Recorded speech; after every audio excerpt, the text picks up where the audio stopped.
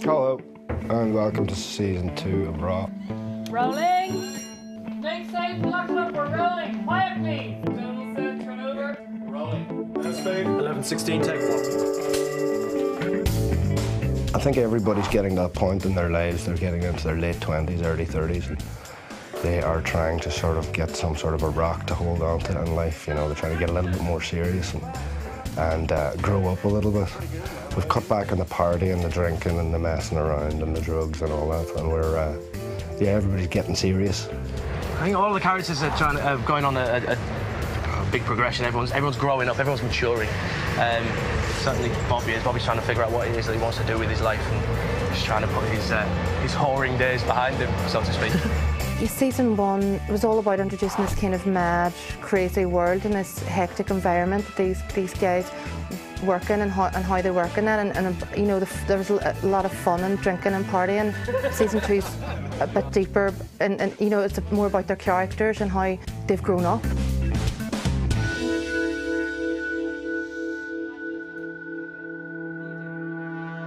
This year there are a couple of new cast members. A guy named Paul is playing Dylan, who is a new waiter.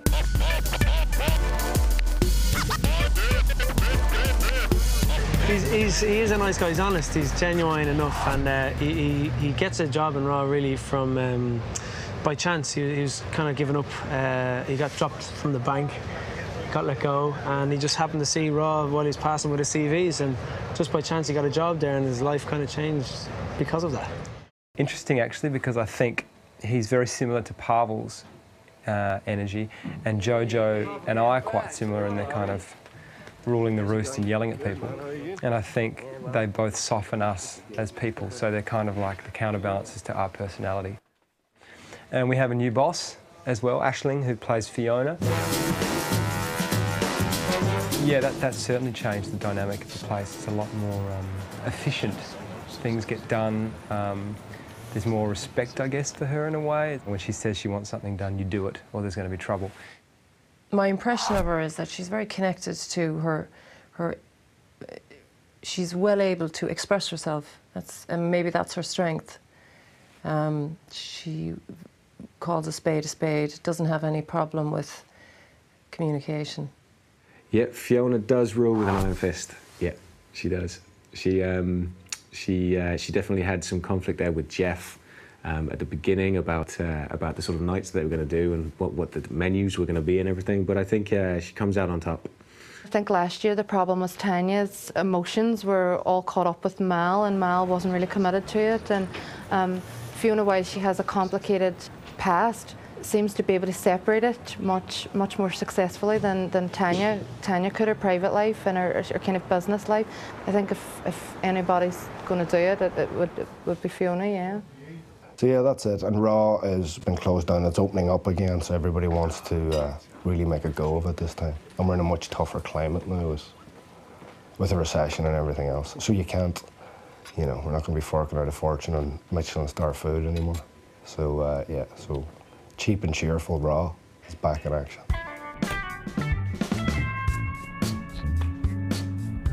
Fiona Kelly takes up the lease on the restaurant, and she puts a new face on the place, and so we decided to change the colour sequence from what there was last year, and we introduced a bar at the front behind me, which is basically brown. And then this section here, the main dining area, is like an olive green and a cream colour above it. I suppose we were going influenced more by like a French cafe style, you know, with no tablecloths on the tables, quite minimal dressing on the tables, because the script called for sort of toning it down from being quite a swanky, high-class restaurant to a more accessible, recession-friendly restaurant. The kitchen is partly functional on the set, the cooker's work and stuff, but basically we have in a sort of a less glamorous porter cabin next to the sound stage, stage A at Ardmore, we have got Nacho and his assistant working very, very hard in a makeshift kitchen. And all the food that you see in Raw all the food is real.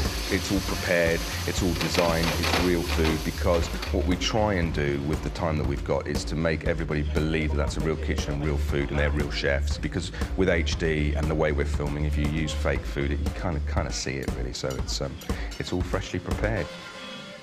11:17, take 1. Let's have Charlene and... You look nice. When you have a really, really good cast who look the part, it really, really helps as regards costume. You're not trying to have to overcompensate. And essentially, costume is just a tool to help tell the story. And it's very important for the cast to be comfortable in what they're wearing and not, you know, feel that anything's too big or too small or distracting for them. You know, so it's essentially to tell the story and help the audience, you know, along the way.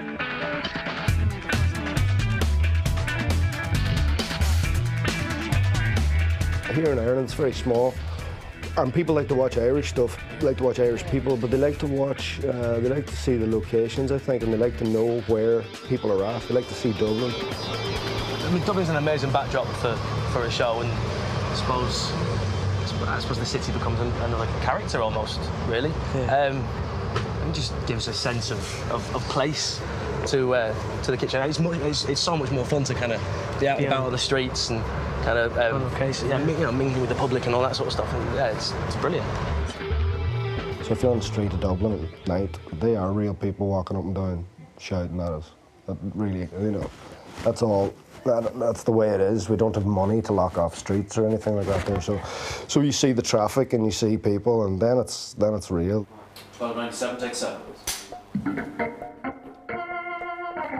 I think the reason this year that we're seeing more of the characters in their domestic settings is just because we've had some time with them last year and we've got to know them a bit better, and we want to see them maybe. Well, I was interested in seeing them outside of their work environment. It's just because you know the characters a bit better, you want to push and see more of what made them. And that's very important. Then you've got a proper backdrop and it just seems like real life rather than a TV show. A bit more real. It's still TV. You okay? Thank you. Background action. Action. It's changed so much since I was here. One of the things that attracted me to the show was that both things. The last series I thought was really excellent. I watched lots of comedies, both in Ireland and in the UK.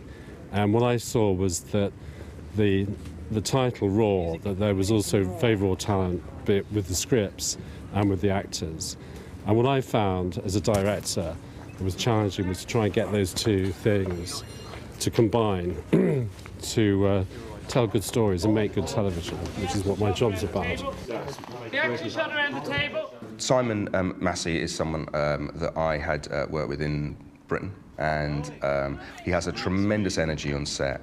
He doesn't get flustered, he relaxes everybody and makes it fun, and that's really important when you've got a big crew and a very tight shoot. Here we go, one more. And that's what's strange about doing a television show that is 6 episodes, is that each director does 2 each, and it's just one day you've had one director, the next day you change block and it's a completely different style.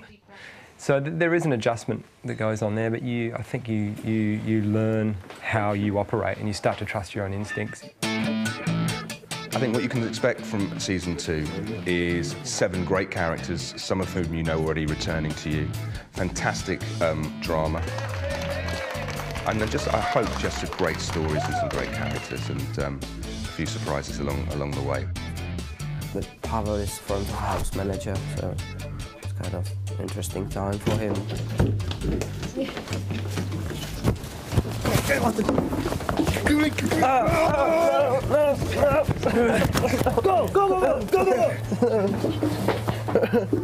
Yeah, so that's the new series about Pavel is actually Pavel is still submissive, and they still kind of, you know, he's having a hard time in Ireland, you know. It's not a hard life.